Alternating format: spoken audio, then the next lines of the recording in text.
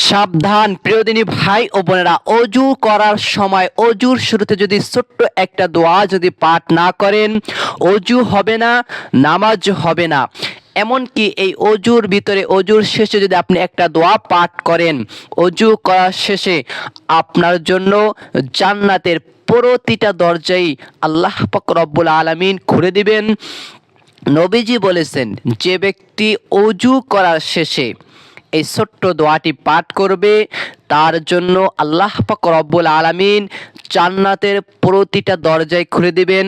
তিনি যখনই মৃত্যুবরণ করবেন, তিনি চাইলে যে কোনো জান্নাতের দরজা দিয়ে প্রবেশ করতে পারবেন। তাহলে প্রিয়দিনী ভাই ও বোনেরা, অজু করার ভিতরে আমরা অনেকেই আছে অনেক ভুল করি, জানি না। অজুর শুরুতে এমন একটি হাদিসের ভিতরে এসেছে যে এই দোয়াটি পাঠ না করলে অজুটা পরিপূর্ণ হয় না, সৌন্দর্য হয় না। নামাজ হচ্ছে বেহেশতের চাবি, বলা হয়েছে হাদিসের ভিতরে, আসসালাতু মিফতাহুল জান্নাহ, নামাজ হচ্ছে বেহেশতের চাবি। আর এই নামাজের চাবি হলো অজু। তাহলে আপনার যদি এই অজুটা পরিপূর্ণ না হয়, তাহলে কিন্তু নামাজ হবে না। নামাজ না হলে আপনি কিন্তু জান্নাত অর্জন করতে পারবেন না। এমনকি অজুর ভিতরে যদি একটা দোয়া পাঠ করতে পারেন, রিজিক বাড়বে, অভাব অনটন দূর হবে, আপনার বাড়ি ঘর বড় হবে। বলা হয়েছে এইভাবে, এই অর্থটা হচ্ছে এরকম যে আল্লাহ আমার বাড়ি ঘরকে তুমি প্রশস্ত করে দাও, বড় বানিয়ে দাও, এবং আল্লাহ তাআলা আপনাকে সুখ শান্তিময় জীবন যাপন করার তৌফিক দান করবেন।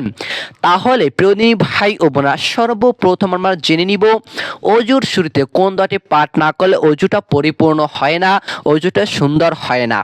অজু হচ্ছে দুই প্রকার, এক প্রকার হচ্ছে কোনো রকম অজু, আর এক প্রকার অজু হচ্ছে পরিপূর্ণ অজু।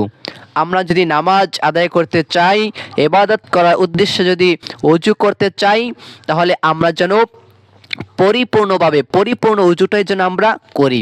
তার জন্য অনেক হাদিস বিশেষজ্ঞরা তাহারা জানিয়েছে যে অজুর শুরুতে দোয়া পড়াটা হচ্ছে সুন্নাহ। হ্যাঁ, যদি করে তাহলে ভালো, না করলে অজুটা কি হয় না, পরিপূর্ণ হয় না। আচ্ছা বলেন তো, অজু যদি পরিপূর্ণ না হয়, তাহলে নামাজ কি পরিপূর্ণ কখনো হবে? হবে না।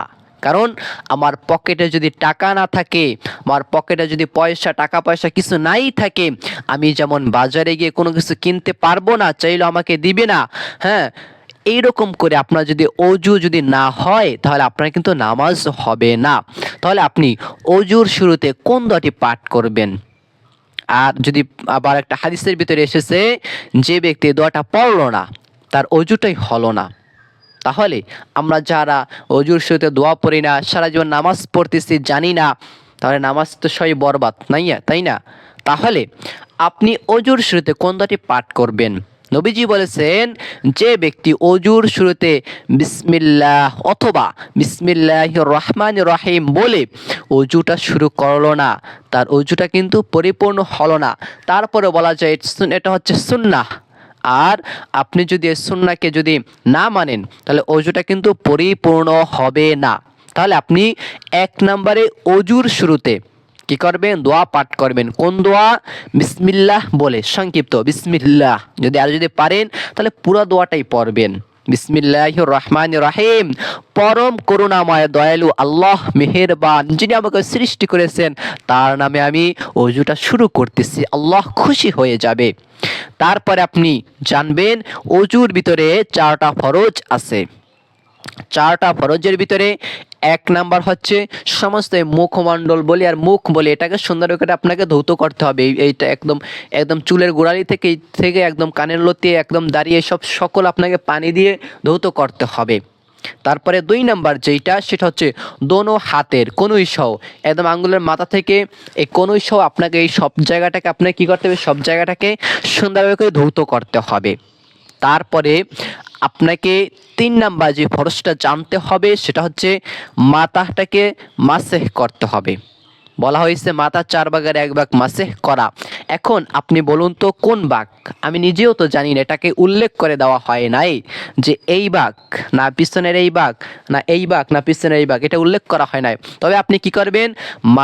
পরিপূর্ণ মাথাটাকে সুন্দরভাবে করে মাসেহ করবেন। 3টা গেল। 4 নাম্বারটা হচ্ছে দোনো পায়ের টাকনু সহ, দোনো পায়ের টাকনু সহ আপনি কি করবেন, সুন্দরভাবে করে ধৌত করবেন। আমি আপনাকে দেখিয়ে দিচ্ছি, বেয়াদবি হলে ক্ষমা করবেন। এই যে পাওটা, এই পায়ের দেখেন, এই পায়ের এই যে টাকনু, এই যে এই জায়গাটা থেকে একদম এই জায়গা থেকে এই পাওটাকে পরিপূর্ণভাবে করে আপনি ধৌত করবেন। যদি একটু কেউ কিছু মনে করবেন না, আমি আপনাকে দেখিয়ে দিলাম। টাকনু আসলে অনেকে চিনি না, এই টাকনু থেকে পাওটা পরিপূর্ণ সুন্দর করে ধৌত করবেন। আঙ্গুলগুলিকে দেখেন, এই আঙ্গুলগুলিকে ভালোভাবে করে এইভাবে করে আপনি এইভাবে করে আঙ্গুল ঢুকে ভালোভাবে করে খিলাল করবেন, নখগুলো এইভাবে করে ধৌত করবেন। তা না হলে কিন্তু আপনার অজুটা পরিপূর্ণ হবে না। হ্যাঁ, এই 4টা ফরজ খুব গুরুত্বের সাথে করতেই হবে। বাদ বাকি যেগুলো আছে, কুলি করা, নাকে পানি দেওয়া, এইগুলো সকল এইগুলো ধৌত করা, হ্যাঁ, আঙ্গুল খিলাল করা, এই গর্দান মানে যেইগুলো আছে বাকি এই সকলগুলো আপনাকে নিয়ম মানতে হবে। তা না হলে কিন্তু পরিপূর্ণ অজুটা হবে না, বুঝছেন? তারপরে আপনি আসেন অজুর ভিতরে, যখন অজু করবেন তখন কোন দোয়া পাঠ করবেন? আল্লাহুম্মা গফিরলি যামবি ওয়াসসি'লি ফি দারি ওয়া বারিক লি ফি রিজকি। কত সুন্দর একটা দোয়া, আল্লাহুম্মা গফিরলি যামবি ওয়াসসি'লি ফি দারি ওয়া বারিক লি ফি রিজকি। অর্থ জানেন? অর্থ হচ্ছে, হে আল্লাহ, আপনি আমার গুনাহকে মাফ করেন, আপনি আমার ঘর বাড়ি যাহা কিছু আছে আপনি প্রশস্ত করে দেন। তারপরে কি বলা হয়েছে? আল্লাহুম্মা গফিরলি যামবি ওয়াসসি'লি ফি দারি ওয়া বারিক লি ফি রিজকি। আল্লাহ, আপনি আমাকে রিজিকে ভরপুর করে দেন, আমার রিজিকে বৃদ্ধি করিয়ে দেন।